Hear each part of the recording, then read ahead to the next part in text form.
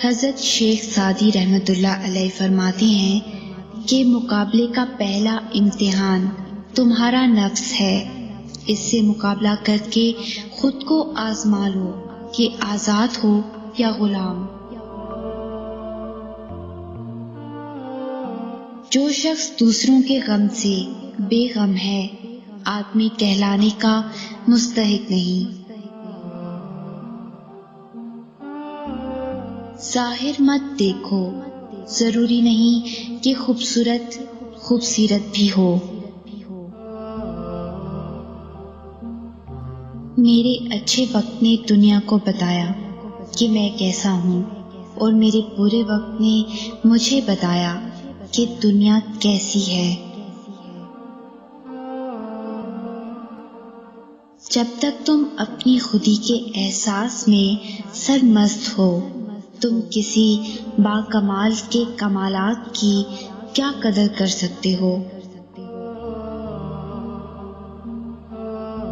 میں پوری زندگی دو بندوں کو تلاش کرنے پہ بھی تلاش نہ کر سکا، ایک وہ جس نے اللہ کے نام پہ دیا ہو اور غریب ہو گیا ہو، دوسرا وہ جس نے ظلم کیا ہو اور اللہ کی پکڑ سے بچ گیا ہو۔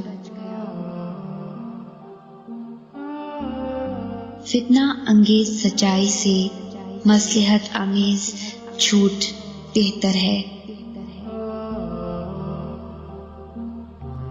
اس سے تو خاموشی بہتر ہے کہ کسی کو دل کی بات کہہ کر پھر اس سے کہا جائے کہ کسی سے نہ کہنا۔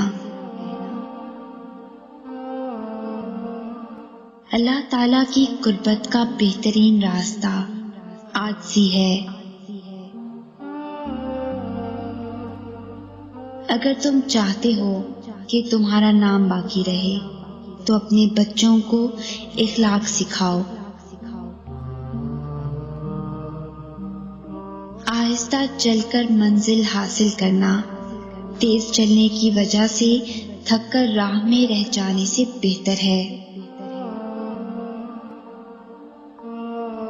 حضرت شیخ سعدی رحمۃ اللہ علیہ اور ان کا بیٹا تہجد پڑھ رہے تھے۔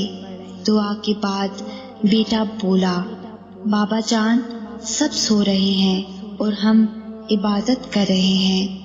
شیخ سعدی رحمۃ اللہ علیہ نے اپنے بیٹے کو جواب میں کتنی خوبصورت بات کہی، اگر دوسروں کے عیبوں پر نظر رکھنی تھی تو بہتر تھا کہ تو بھی سویا رہتا۔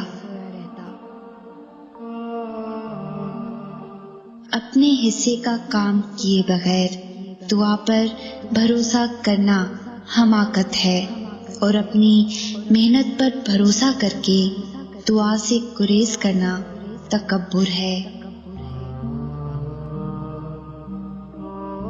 دوست وہ ہے جو دوست کا ہاتھ اس کی پریشانی اور تنگی میں پکڑتا ہے۔ میں رب سے ڈرتا ہوں اور رب کے بعد اس شخص سے ڈرتا ہوں جو رب سے نہیں ڈرتا۔ میں نے ایک نیک شخص کو دریا کے کنارے دیکھا جس کو ایک چیتے نے زخمی کر دیا تھا، اور اس کا زخم کسی دوا سے اچھا نہ ہوتا تھا، اور وہ عرصہ دراز سے اس تکلیف میں مبتلا تھا، مگر ہر وقت اللہ کا شکر ادا کرتا تھا۔ لوگوں نے اس سے پوچھا کہ شکر کس بات کا ادا کرتے ہو؟ اس نے جواب دیا، اس لیے کہ مصیبت میں مبتلا ہوں، نہ کہ گناہ میں۔ شیخ سعدی رحمۃ اللہ علیہ سے کسی نے پوچھا حال کیسا ہے؟ جواب دیا، اللہ کی نعمتیں کھا کھا کر دانت ٹوٹ گئے ہیں، مگر زبان اس کی ناشکری سے باز نہیں آتی۔ اچھی عادت کی مالک، نیک اور پارسا عورت کسی فقیر کے گھر میں بھی ہو تو اسے بھی بادشاہ بنا دیتی ہے۔